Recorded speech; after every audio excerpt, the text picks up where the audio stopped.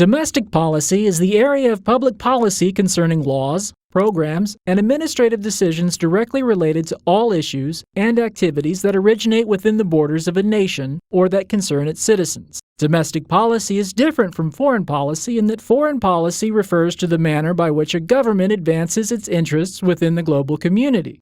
There are 7 stages to the public policy process.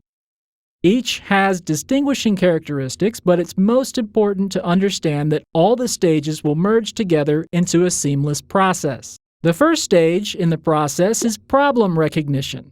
At this stage, conditions have become problematic, and citizens, businesses, or interest groups seek out the government for help. Sometimes problem recognition can take years before it becomes apparent. We don't have that kind of time, so let's look at an immediate problem. Here's Bob. Dr. Bob, actually. Dr. Bob works for the Centers for Disease Control, or the CDC. Let's see what happens when people are clamoring for the government to deal with zombies. Zombies are the perfect example because they represent a physical problem the government can fix. Dr. Bob recognizes the zombies by their symptoms: shuffling gait, vacant stare, empty hunger for living flesh, and bad breath. Then the situation gets out of hand. One zombie becomes more zombies. The government needs to do something about it. Dr. Bob files a report. After he finishes running away, Dr. Bob's report starts stage 2 of the process, agenda setting.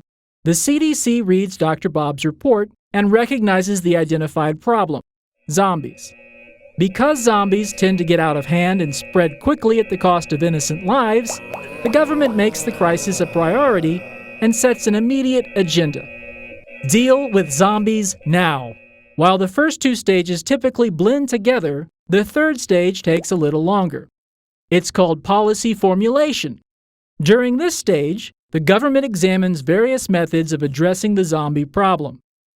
Dr. Bob tells the Surgeon General tells the President, and the President consults top advisors to develop a plan of action. First, everybody knows that zombies are infected by a virus, so the President tells the CDC to start developing a cure.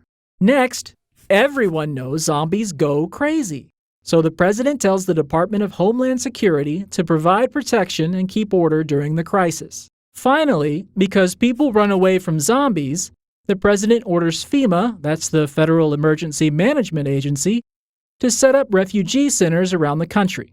Now that a policy plan has been formulated, it needs to be carried out.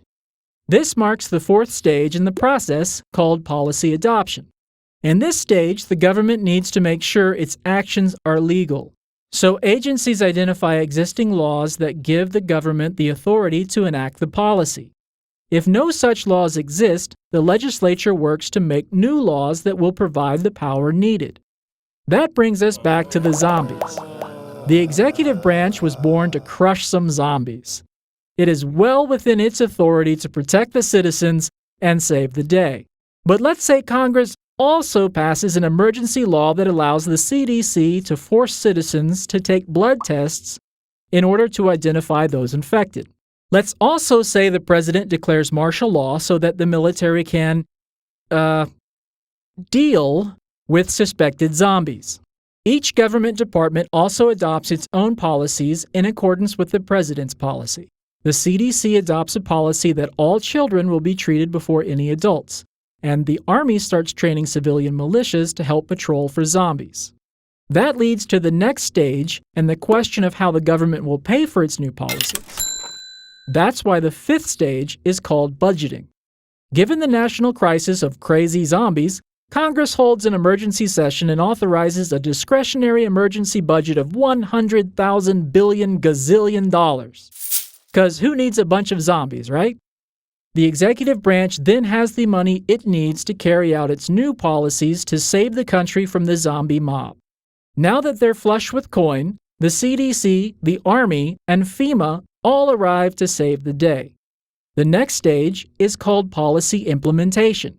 In this stage, the government executes and administers the public policy on its agenda. So, in this example, The Army shows up to deal with the zombies and directs the survivors to the refugee centers that FEMA has set up. The CDC arrives and takes everybody's blood to determine if anyone else has been infected, while more doctors get to work on developing a vaccine for everyone.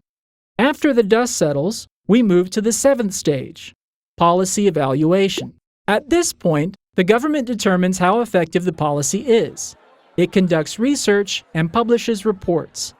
Congress holds hearings. People voice their opinions. In our example, perhaps some people complained they felt the military was too rough on the zombies, or journalists discover that scientists use live humans in vaccine testing. Or maybe the Red Cross considers the FEMA refugee centers to be too unclean. Everyone has an opinion on how the policy was implemented. Except the zombies. They don't get a vote. Typically, if the government finds that a new policy is ineffective, the whole process begins again at stage 1, especially if they didn't get all the zombies. Bye-bye.